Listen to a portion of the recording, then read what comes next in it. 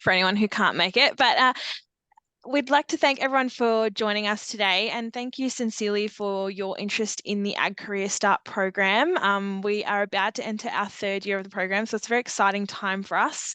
It's been growing year on year, so we're thrilled that you have at least taken enough of an interest to join us today. You would have just seen that I have hit the record button, and that means that anything that if come off mute to ask as a question will be in the recording. So if you feel uncomfortable with that, please just pop any questions you have in the chat and we will get to them at the end of the session today. The way we're hoping today will work will be about roughly half an hour of a presentation, and then you're going to hear from two of our current host farmers. And then plenty of time at the end for you to ask any questions you have. If you want to ask questions more one-on-one, we can certainly do breakout rooms and things at the end as well, if that would be preferred. So you will get to meet most of the team today. So my name is Kayla and I am the project manager for the Ag Career Start program. Steph, Chloe and our other colleague Hayley and I are all employed by the National Farmers Federation to run the Ag Career Start program. My role as project manager really is to oversee the implementation of the program and manage the fantastic team that we have at Ag Career Start. A bit of a background because I always think it helps to build some credibility. I was born on a cattle and grain property on the Darling Downs in Queensland. The family is still very much there, but I never wanted to be a farmer. I wanted to have a corporate career. So I'm very happy today that I get to work in agriculture and enjoy a corporate career at the same time. So that's a bit about me. I will hand off to Chloe, who's going to introduce herself now. Hello everyone, I'm Chloe and I am the Training and Career Development Coordinator for the Ag Career Start program. And my background is mainly in the sheep and wool industry. Coming from a non-ag background myself, I did struggle to get into the ag industry a fair few years ago now, but luckily enough, got to do on-farm roles, station roles and some contract mustering before I joined this role in 2022. Hi everyone, I'm Steph. I'm the Community Engagement Coordinator for the program. So you'll most likely hear from me if I've reached out to try and recruit you or if you've rang the program, you might have spoken to me. But my role is farmer recruitment. It's checking in on our participants when they're on farm to make sure they're having a great time, as well as communication, social media, things like that. I am based in Southwest Victoria and my parents are dairy farmers. So we cover a few industries between the teams. Thanks, team. And we're also not joined today by our other colleague, Hayley. She's actually just finishing her undergraduate degree at UNE. She's in her final exams at the moment, so we have released her for the day to do that. But as you can see, we've got a team very passionate, very connected to agriculture. We love working with farmers. We love working with young people. So that is the team. So as I mentioned, please don't forget to pop any questions you have in the chat. We can pause and answer them as we go. Otherwise, we can hold them over for the end as well. But let's get going. Hopefully, you know a little bit about Ag Career Start already, at least enough to pique your interest. So at its core, it is a structured gap year program that places young Australians aged 17 to 25 into full-time paid work on farm. It is marketed as a gap year program, and the reason for that is that gap years are something that school leavers especially understand. They know really well. They know what it means. It also means we come up in searches and things like that for gap year programs. It also provides a really soft touch entry for someone who maybe hasn't worked in agriculture before and they don't feel necessarily like they have to commit their whole life to something if they're not quite sure if they're going to like it. So it does mean we get, a lot of interest from people who maybe wouldn't have considered it before. It is a federally funded gap year program, so it's funded by the Department of Agriculture, Fisheries and Forestry at a Commonwealth level. Hence, I'm based in Canberra, and it is run by the National Farmers Federation. We'll go through some of the detail on the program, but broadly, participants get matched with a host farmer, such as yourself, through the program. They do work for 10 to 12 months. So that's one of the things we do ask from our host farmers is that you have at least 10 to 12 months of employment available on your property. And that's full time. And then they also receive a $4,500 training bursary to utilise throughout the year as well, and access to a bunch of industry events and networking opportunities as well, which again, we'll get into a little bit later. But I did want to chat to you about the kind of young person who comes to our program. It's always good to know. So our candidates, as you saw, are 17 to 25 years of age. Our participants have to be 17 when they start on farm. I'm sure for obvious reasons. And then they age out of the program at 25. At 26. Most of our participants come with varying levels of experience. As far as our employers are concerned, most of our employers would consider that our participants are very green. Many have less than 6 months experience, if any experience on a working farm. Most of their exposure to agriculture has been through ag at school or going to visit a farm on school holidays or something like that. So just to set some expectations there about how much experience they'll have. They, most of them only have a provisional driver's license, being that they're just leaving school. So always something to bear in mind. We do the hard work of screening them for their motivation, interest in agriculture. And by the time you ever meet them, you'll know that that young person has an interest in your particular farming industry. So whether that be cattle, cotton, horticulture, whatever, we do all the hard work of figuring that out. We also get a bit of a feel for their aptitude for working in a rural or even a remote and isolated environment. And on that note, for many, it is the first time they're moving out of home. And that's why this program is fantastic, because it's not just about getting them a job. We provide wraparound support to help them with that transition and that really massive life change that happens when they take their first full-time role. And then also the participants will arrive on farm having done an ag card. So they do some online safety modules through the ag card program, which some of you may be familiar with. So we do a bit of risk preparation with them before they ever step foot on farm. And to give you a bit of an idea about their enthusiasm and their level of keenness to be in the agricultural industry, this graph sort of shows some data from our previous applications. So you can see there that most of our applicants have limited, moderate at most knowledge of the agricultural industry, but really high aspiration to have a long-term career in the industry. Anecdotally, we can say that most of the young people we work with on this program have wanted to work in agriculture, but just haven't been able to figure out how. So it's just a quick snapshot here on what's in it for employers and what's in it for participants. So I chatted a bit about the participant side of things before, but for you guys, it's about getting access to a full-time employee. It's about accessing our matching process, which Steph will talk about in a little bit, getting support from the AgCAREERSTART team and also the NFF and its members.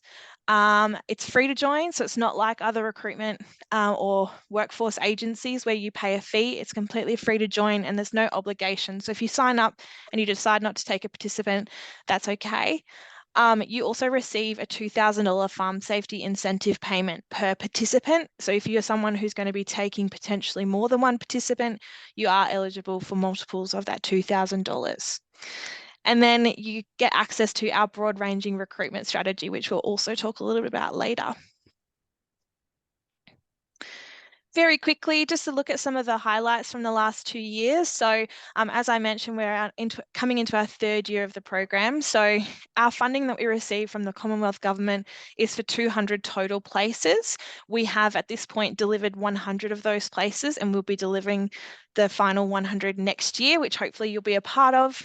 That's under our current funding. We are pursuing future funding at the moment, so watch this space.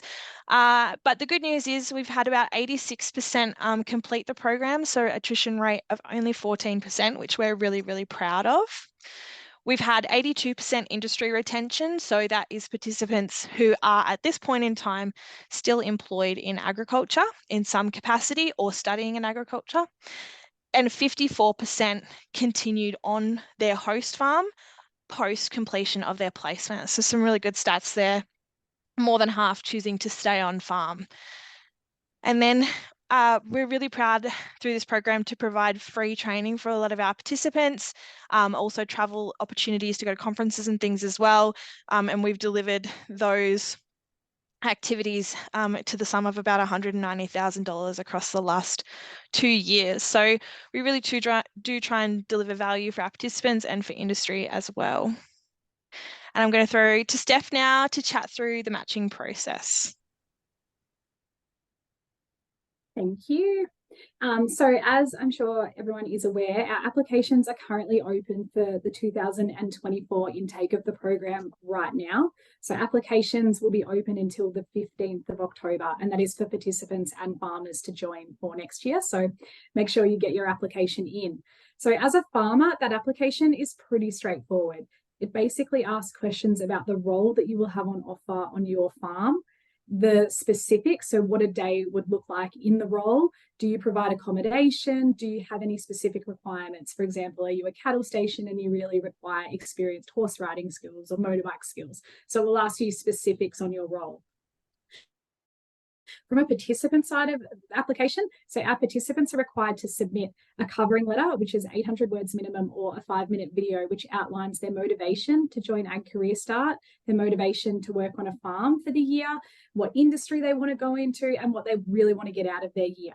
They also pick what industry they want to go into out of the 14 industries that we operate in. So they pick their top 4 industries, and they pick what locations they're happy to go. So they can pick, I'm happy to move anywhere, including I really want to go rural or remote above all else. They can also pick to stay as close as home as possible, and they can actually add a kilometre range that they're happy to travel and work within.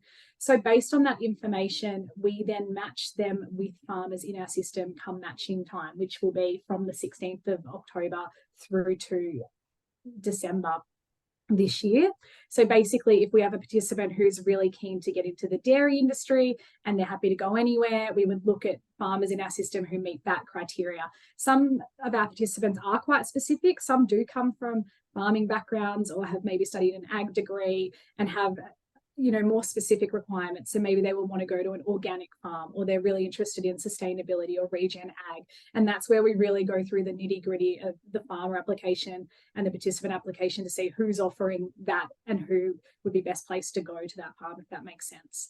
So as well as their covering letter, they also submit an up-to-date resume and a reference from a professional referee, which is independently sent in, so they don't see that.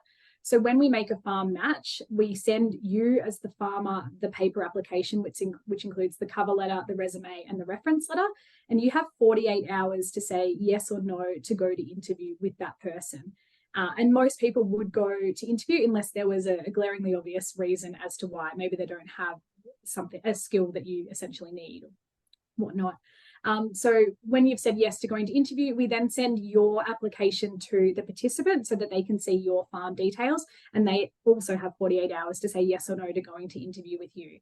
And when they say yes, we then email you both to let you know that you've both said yes to going to an interview, and we leave you to organise a time to have an interview with the participant. We really stress that time's of the essence. So if you can have that within sort of 10 days of finding out that you've both said yes to an interview, that would be fantastic. So that interview we don't take part in as the AgCAREERSTART team. We let you do that as you would interview any other employee, and that's really your chance to get to know the person. If it is appropriate, you can get them to come out and do a farm tour. For some it won't work, like we do have people going from Queensland to WA, for example, and that might not be an option.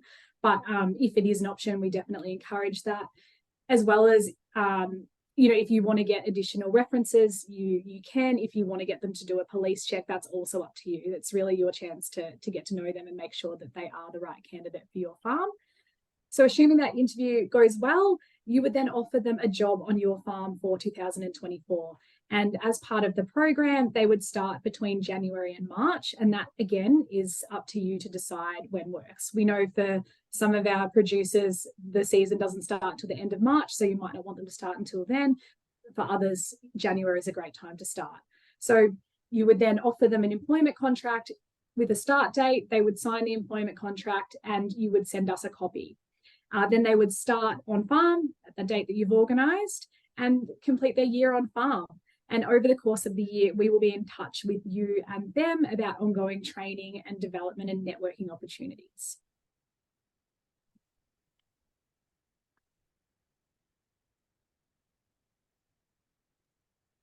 So in terms of the welfare, one of the really important aspects of this program that we're really proud of is that we do offer that sort of pastoral support to our participants. So as my role over the course of the year, I would check in with the participants to make sure that they're going okay.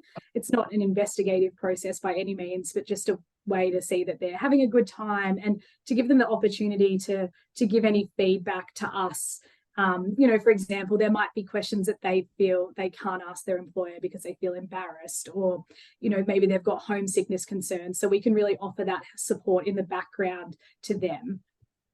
But yeah, it's mainly just to check in and make sure that they're doing okay. We also, as part of the welfare, we really try and support our cohort. So our cohort are connected to everyone else on the program. So next year we will have 100 participants on farm across Australia. So something that we're really passionate about is connecting them with each other. So we have live Facebook groups, we've got a Snapchat group, WhatsApp group, just any way that we can sort of connect them to each other and encourage that sort of peer-to-peer learning and support. And Chloe will get into it a bit further, but we also try and funnel them into different agricultural events over the course of the year if they have the capacity to take time off, so that they can go and meet the other AgCAREERSTART. Chloe, I might go to you.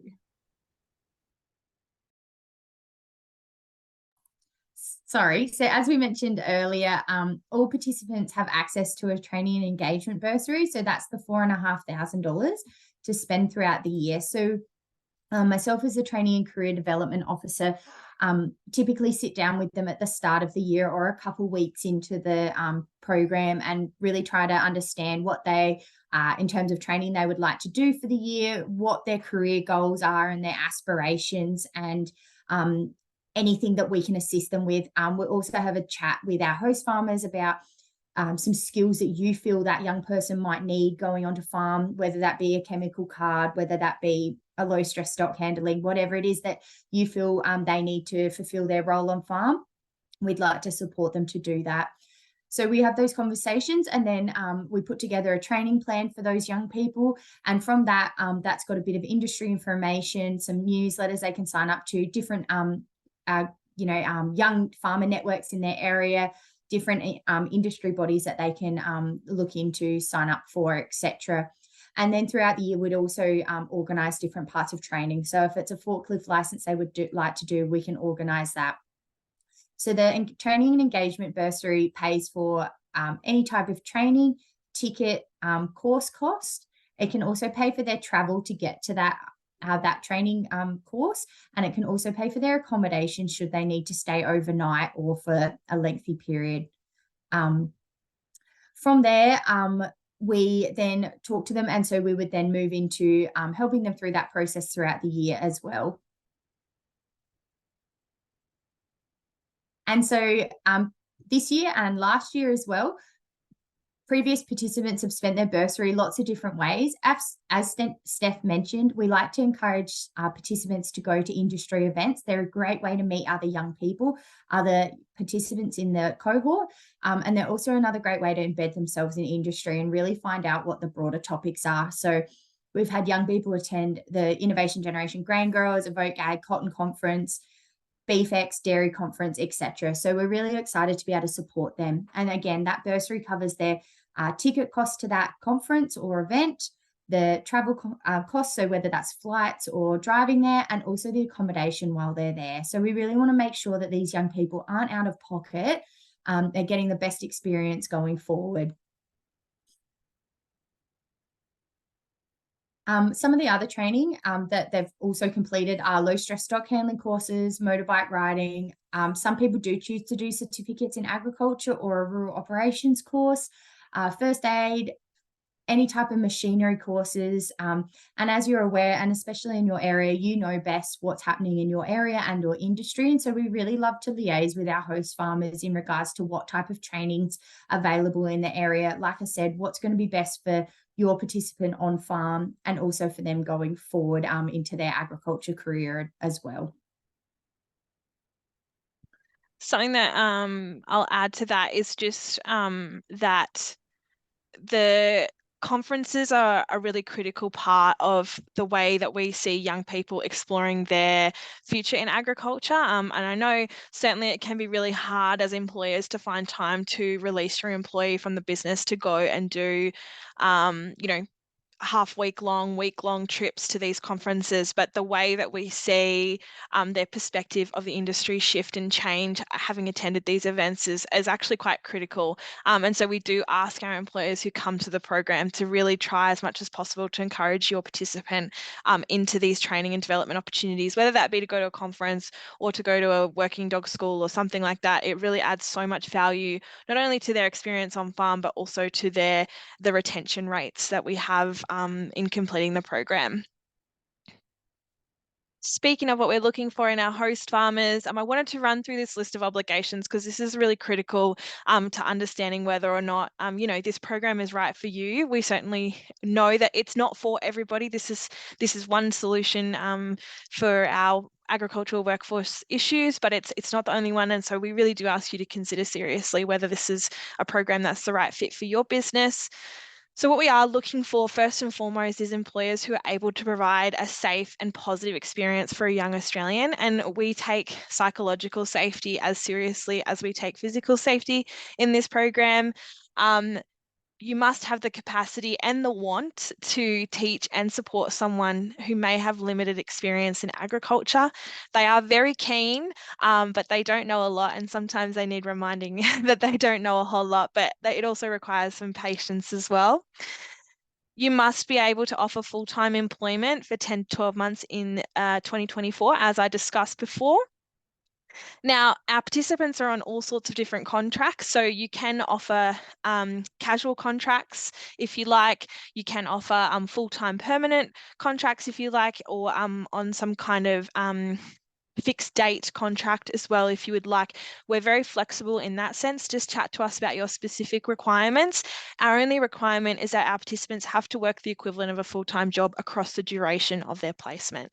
So we know that some of you will have seasonal requirements, you'll have flexible arrangements where you work a rostered system. So we work with everything. Just come and chat to us. You must, as I said, have an open mind about offering time off for your participant to go and attend training opportunities or to utilise their bursary. Of course, for some of you who are located in really remote locations, it can be really difficult for your participant to even leave the property. And so that might mean that we're getting them in online courses or having them do webinar-based learning and things like that. You're not required to provide accommodation. However, a couple of caveats to that. First one is that sometimes it does make it hard to find a match if a participant might be moving, say, from Western Australia to New South Wales to take the placement.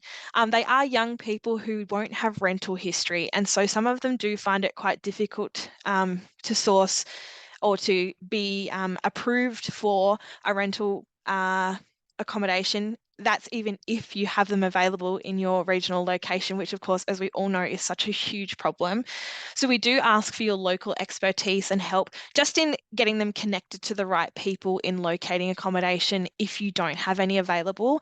Also encourage you to get creative about whether or not there might be rooms available on nearby properties and things like that.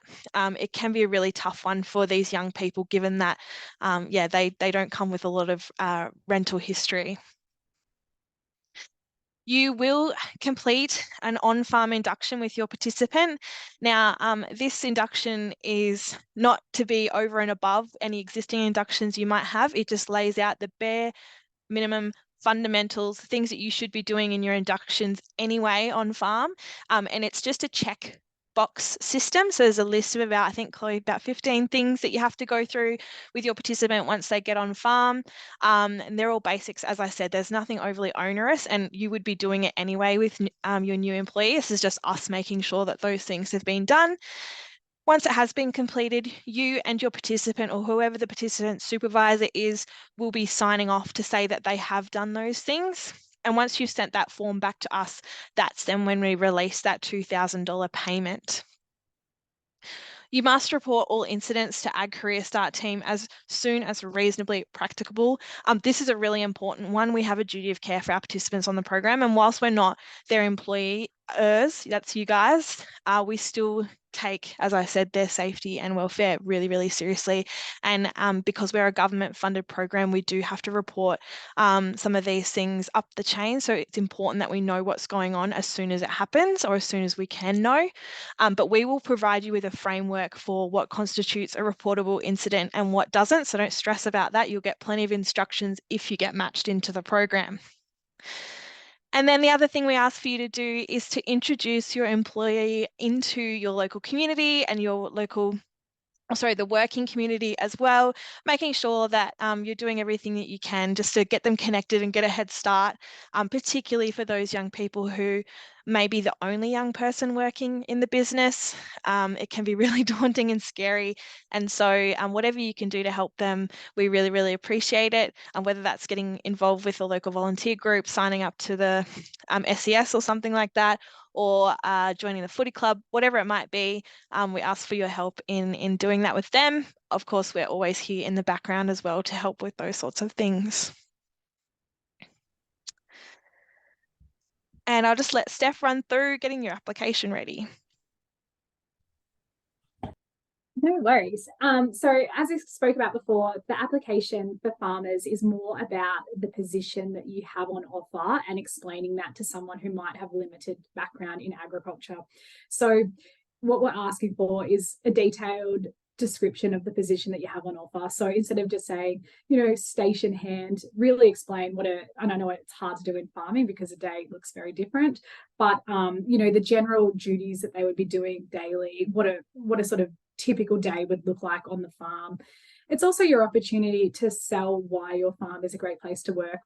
At the moment, we have a lot of applications for next year's 100 places. So it is quite competitive and we really want you to get someone great. So if you can show why your place is a great place to work, maybe you have fantastic culture, you might do monthly pizza nights, go to the camp draft, whatever that looks like, definitely let them know in your application. As well as letting them know who works on the farm. If you've got a lot of employees on your farm, it's quite a social workplace, that's definitely something to show. The application gives you the opportunity to upload 5 photos. So that can be of anything, but it's a great chance to show off the scenery, the accommodation that you have on order, maybe some photos of the employees, your family, pets, whatever you want it to be. But it's really, that application is really your chance to sell the role and sell why your property is a great place to work. All right, and just quickly, just to cover off, I suppose, some of the reasons we certainly think you might choose to join the AgCAREERSTART program as a host farmer.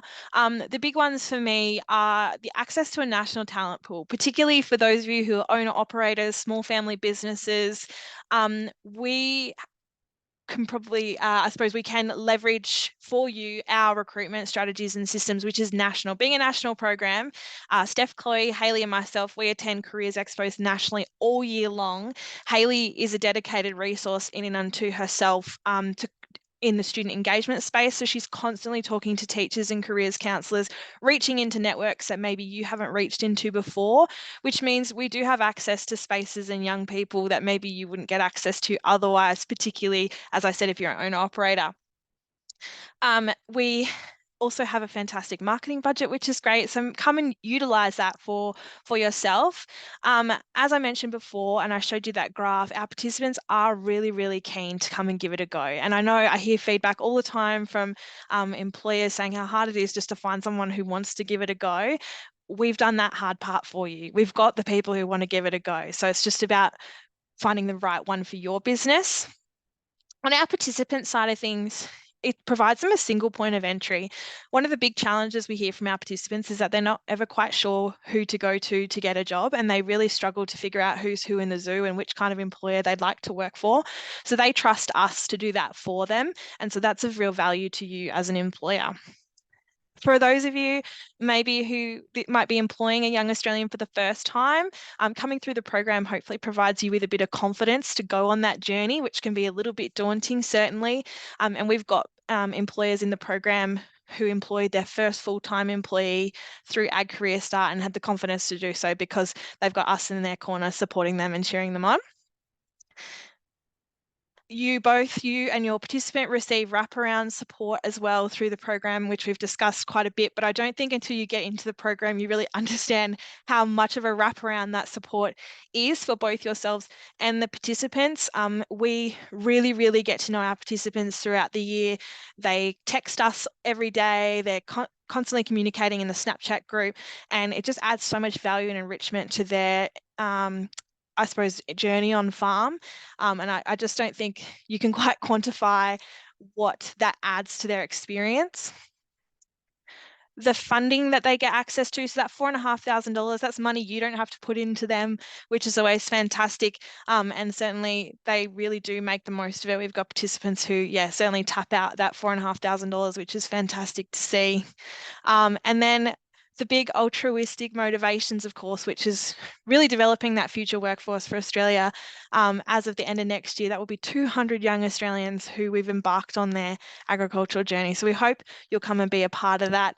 It's about giving back to industry as much as it is about providing a workforce for yourself. And if you speak to any one of our young people who've stayed in the program, they will tell you this program has been life-changing for them. So we hope you'll consider being a part of that journey.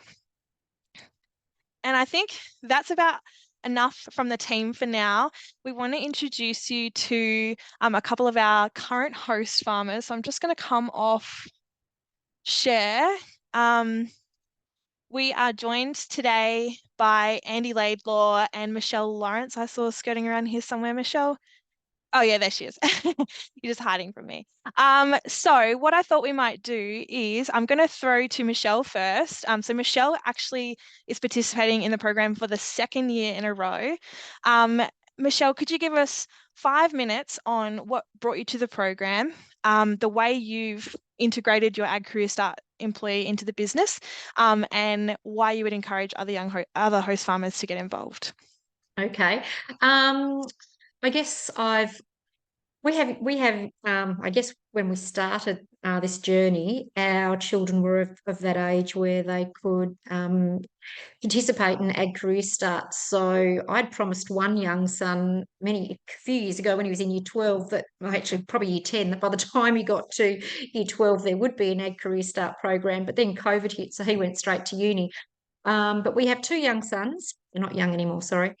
They're 20 and 22, and we actually wanted them to be surrounded by young people when they came into the workforce.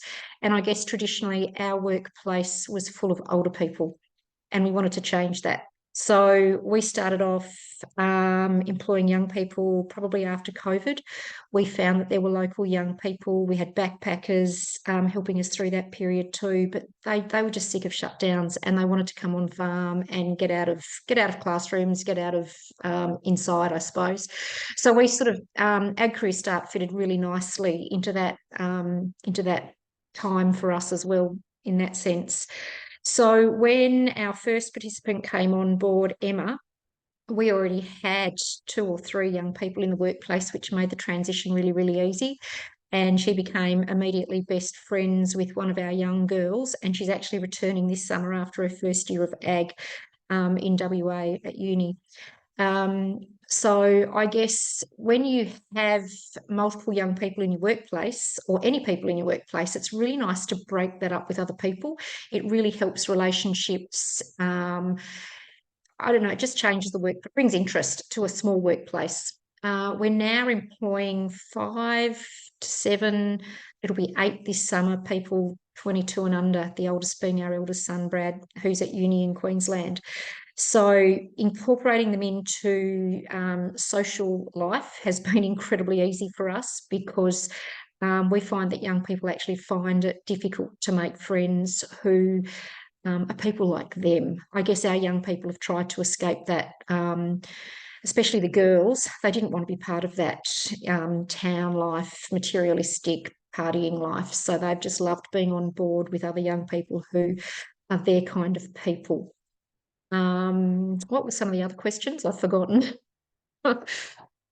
Michelle, maybe for those unfamiliar, which I'm sure will be most, tell us about your farm business as well.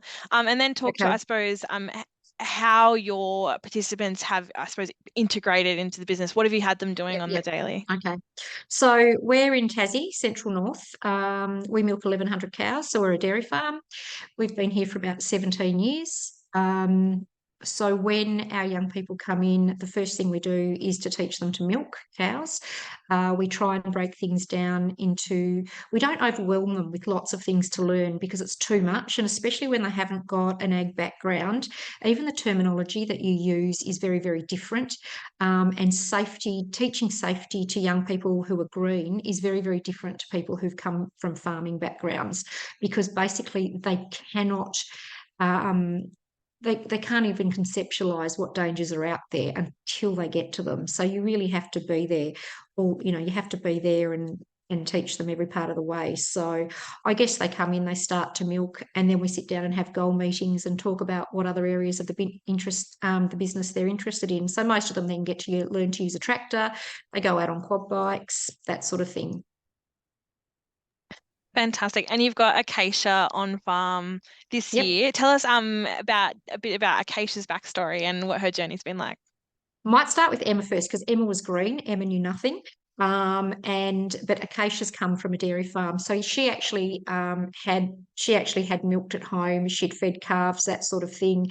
And interestingly, she wanted to come on farm because when you grow up on a farm with your own family, there are things that you learn by osmosis. Nobody actually explains them to you. So for Acacia, she was really, really keen to have somebody else teach her.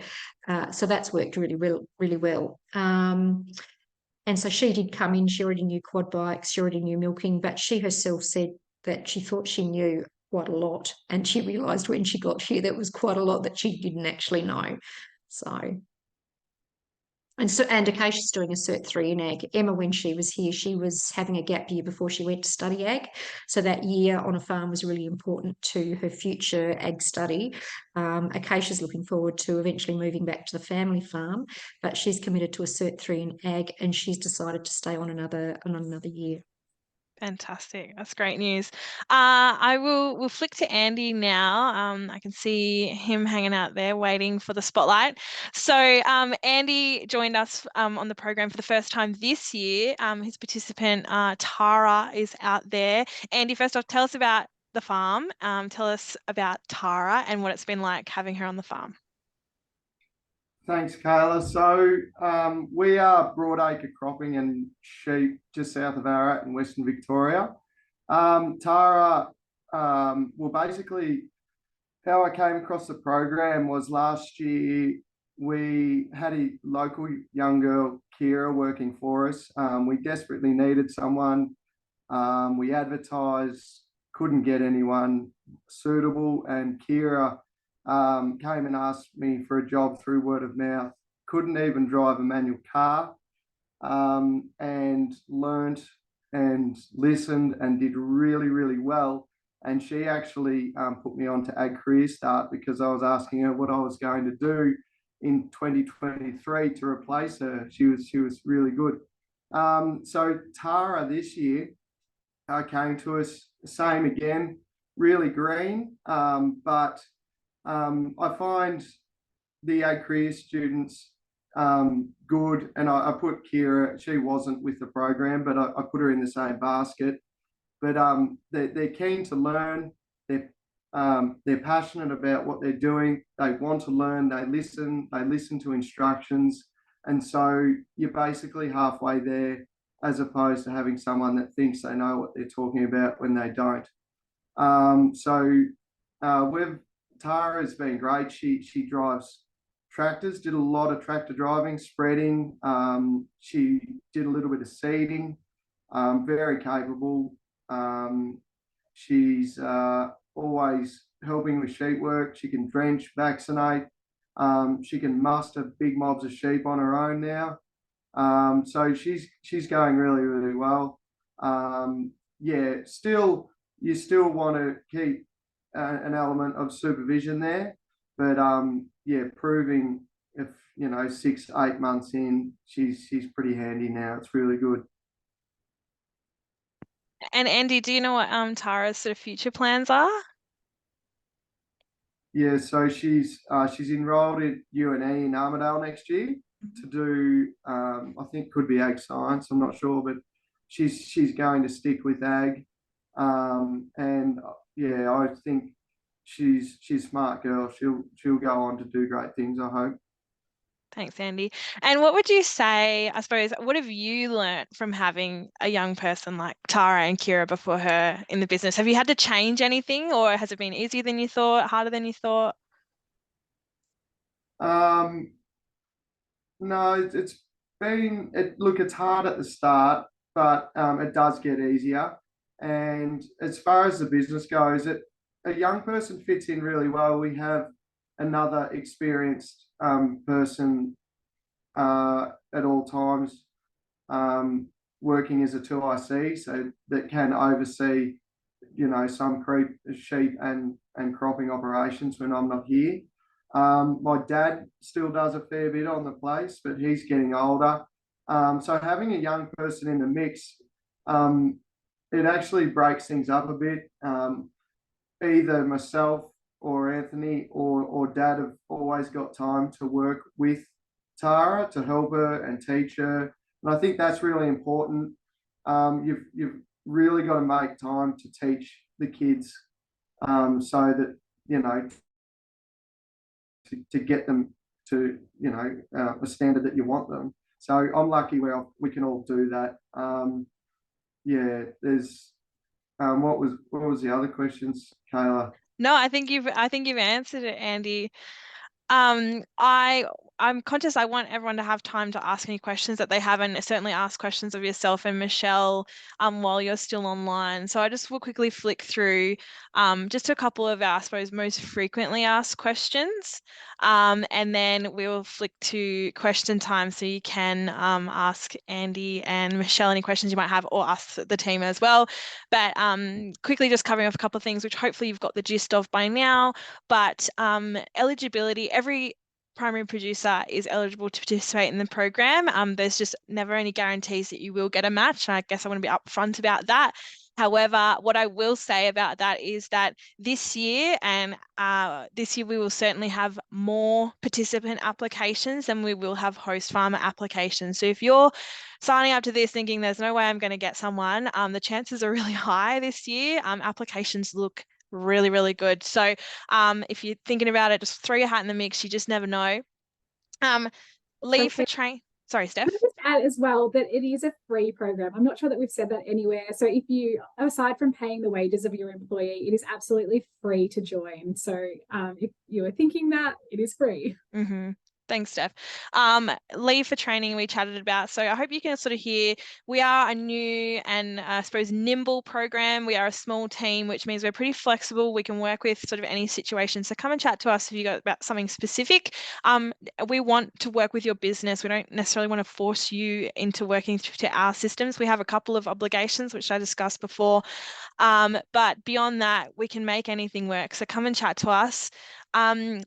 What if you don't get a match? So I've just touched on that already.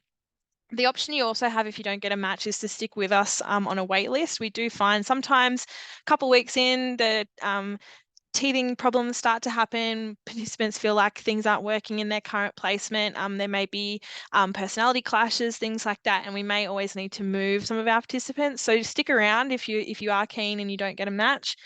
Covered accommodation already, and then the other one is, can you take on more than one participant? And that is absolutely yes. You can take as many as you like, although have fun if you're going to take quite a handful. We have got large corporates involved with the program who do take multiple participants and certainly across multiple properties as well, which you can do.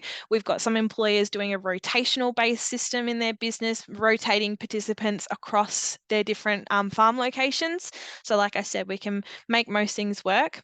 I see a question in the chat about providing support regarding appropriate wage rates, and the answer is absolutely yes. So Michelle's just popped a great link in there. However, we can also, it won't be us specifically because we're not qualified to give that advice, but we will reach out to the appropriate support for you and your circumstances. So, and we do that through our National Farmers Federation network. So don't fly blind. Come and ask us any questions. There's no such thing as a dumb question. We want to make sure you're ready to go as much as our participants are. So that's what we're here to help with. All right. Is there any other questions? I'll open up the floor now. Feel free to pose questions to Andy or to Michelle, or to any of us. Come off mute if you want to do it that way. Otherwise, we'll hang around for about 5 or so minutes. Oh, hi, it's Sarah Klusker speaking in South Australia. Hi, Sarah. Oh, hi. We've employed a young person before and it went well. That's fine, but we've got a farmhouse and we're just worried that a young person there on their own might be quite isolating. That's our only concern. We're 30 k's out of town. Mm-hmm. Do you think that, I suppose that's part of your matching process, how confident they are to live on their own? Yes, it is. So there's a very specific question, or a couple of questions rather, in the participant application around whether or not they have any experience living in a remote or rural or remote area. They actually have to give us some information about that or more detail. And then also, when we are looking at placements that are especially isolated, we would typically pick up the phone and talk to the participant about the situation before making a match. So we're not going to waste your time sending you someone who's going to go, oh, nah, this is not for me. You sort of get the match already sort of knowing that the participant is at least interested in your placement. Oh, that's good. Because yeah, we would hate them to feel, it's a big deal to live out there on your own if you're straight out of home. So we'll put that, if we go ahead with applying, we'll make that clear to you. Thank you. Absolutely. Thank you. We've found with all our young people, regardless of where home is, that they still need a level of pastoral care. Especially, they all think they come out of home and they can cook, but I don't know if anybody remembers when they started work, but to work 38 hours a week and suddenly mum's not there to do everything for you, it's really tiring. So they are actually quite tired when they first come, and you do need to do those. You need to be prepared to provide that pastoral support to them, and contact, like I've always contacted Steph if I've ever been concerned about food or anything like that, and then AgCAREERSTART will jump in as well, because there is a fine line as an employer what we can do for our young people, but also licenses. So Acacia, when she came from Victoria, and you can't get your license until 18. So I was actually her driver, and our other young people, I chatted to them before she arrived, so they were prepared to drive her around to get her to do things. And then I actually took her for her final driving lessons in order for her to get her license, because you can get your license at 17 in Tasmania. So you do need to, it's different to having a normal employee, but you'll still get out have some really good outcomes from these young people, because it's a fantastic relationship that you develop. Yeah, that's a great point, Michelle. And I think just to highlight the pastoral support part, I mean, that is by and large Steph's role. She certainly, I don't think you sold yourself enough, Steph, on the role that she plays, but also the team. So just in regards to welfare, I mentioned the texts before. So we do have a 24/7 phone number that our participants can call if things are going wrong. We will pull them out of any kind of situation if they need to. Their safety and welfare, as I said, is most important. And that also means Chloe is actually running a personal finance workshop tonight for our participants. We try and sprinkle in some life skills along the way as well, because those things are really important as well. So yeah, I echo that absolutely, Michelle. I've just got a question in the chat about working holiday visas. Unfortunately, this program is only for domestic residents, so you have to have unrestricted working rights in Australia to participate in this program. So it is a domestic workforce solution, unfortunately. So if you are, well, not unfortunately, it's just the way it works. But so if you are on a working holiday visa, unfortunately, this is not necessarily the program for you. But do get in touch with us if you want help and advice, because we can certainly point you in the right direction for getting some other help. We've got a question for Michelle and Andy. Andy, maybe one for you. How did you introduce them into your community, and do you provide accommodation? Yes, so we do provide accommodation. We have a house. We fully furnished it to make it nice and easy. It's not anything special, but it's great. It's really good for a young person. As far as getting them into the community, this is something I actually found quite challenging. Tara was keen to get out and get involved in local sporting groups, but she actually grew up playing hockey when everyone else plays netball and football. She went down there, she made a big effort, really struggled to make the teams, and they were very strong netball teams, so she struggled to get a game. However, she did get a couple of good mates out of that who were even, there's a bit of a gap sort of at our local sporting club from sort of 18 to say 21 or 23 when, you know, people start coming back home and that again. So there was not a lot of people to make friends with, but she made a couple of friends with the girls in the under 17s netball team, and that worked really well. And she's still friends with them now. They go to the gym together and do things together. So tough, really tough for the kids sometimes to break into a community. It can be very cliquey, as we all know. But I guess from my end, I just really tried to encourage her. You know, suggested some other options. You could travel further to play hockey, that sort of stuff. But you know, she got there in the end, and I think she's done a really good job. Just lots of encouragement, I think. And on that one too, Andy, I know from the Ag Career Start point of view, like obviously we know where all of our participants are located. So if there are participants who are relatively close to each other geographically, we try and set them up. So I know Tara attended a couple of events with another girl who was on a property about an hour and a half to 2 hours away. So they went to a sheep show together, and I think they might have done some other weekend activities. Andy, is that right? After that. Yeah, that's right. I think Steph, I'd forgotten about that, but that's been great for her too. She's made a good friend out of that. So where we can, we will definitely try and connect if there is another participant relatively close by. And again, we encourage any farmers that are signing up to the program, if you have farming friends, farming neighbours who are also looking for employees, if you encourage them to sign up as well, you know, if we can send out sort of a cluster of participants that they generally do stay longer on farm because they have that community of support around them. Michelle, what about you? How have you gone about integrating them into the local community? We've been really lucky because we have a young workforce anyway. So after an initial settling in period, which I think is quite lonely because it takes a while to make friends, our workers are all pretty good buddies and they go off and do things together. So Emma was the same age as one of our young girls, Soraya. And they were all driving, so they were off every weekend. We have farm accommodations, so they don't live on their own. They go into a shared house. Again, I go in and do a fair bit of mentoring about how to live with someone because they haven't done that before. And we do provide all the essentials because you cannot expect a young person to come with the finances to set themselves up, especially when they're not staying long term.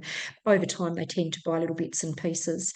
With Acacia, she was actually already on Facebook and Snapchat with some of our staff, even though she was from Victoria.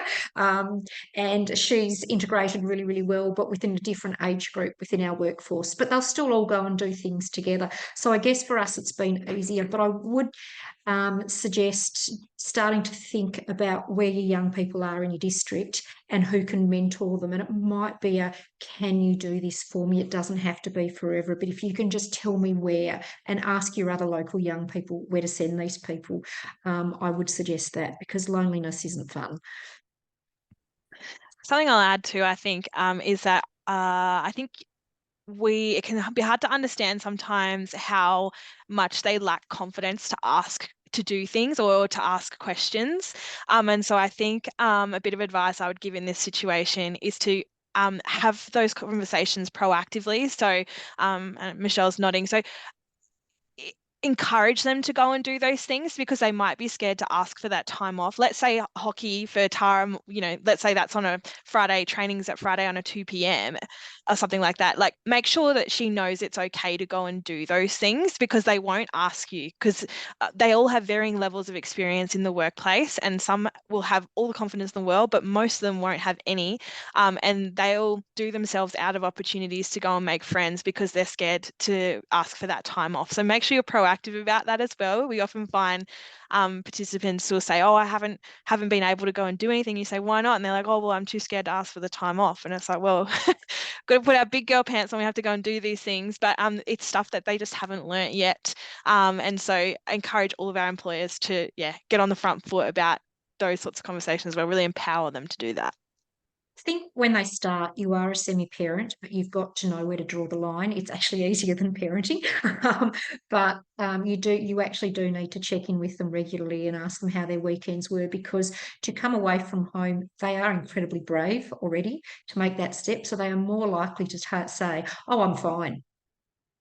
But whether they are or not, you can actually judge by other body language and everything else. So yeah, and especially even doctors. Like, I'll even put ours in touch with doctors and offer to go to a doctor's appointment if they need to go. And I'll say, oh, look, can I have your permission to talk to mum about things? Because that way, that gives, and I'll send mum some texts to say that they're okay, that sort of thing. I think that's really important as well. Yeah, Michelle is obviously a stellar at providing her pastoral support, and certainly you are a shining example on the far end. But yeah, we just, as I said, asking for employers who are really passionate about just mentoring, providing support to a young person. So if that's you, hope you'll sign up. We've got 2 more minutes, so if you've got any other questions, please pop them in the chat. So I'll just essentially start a 2-minute countdown timer now. But if you want to stick around, I'm sure Michelle or Andy wouldn't mind just hanging about. If you wanted to ask some more one-on-one questions, you're very welcome to. Otherwise, I can't necessarily see anyone typing in the chat. I have put our email address in there. If you've got any further questions, please send a question in. You can always set up a one-on-one time with one of the team to really go through your specific circumstances. We're always happy to do that. But otherwise, I think I'll draw this to a close now. Thank you so much for joining us today. Hopefully we see your application. If you want to stick around, as I mentioned, please do. Otherwise, this will be the formal conclusion of this session.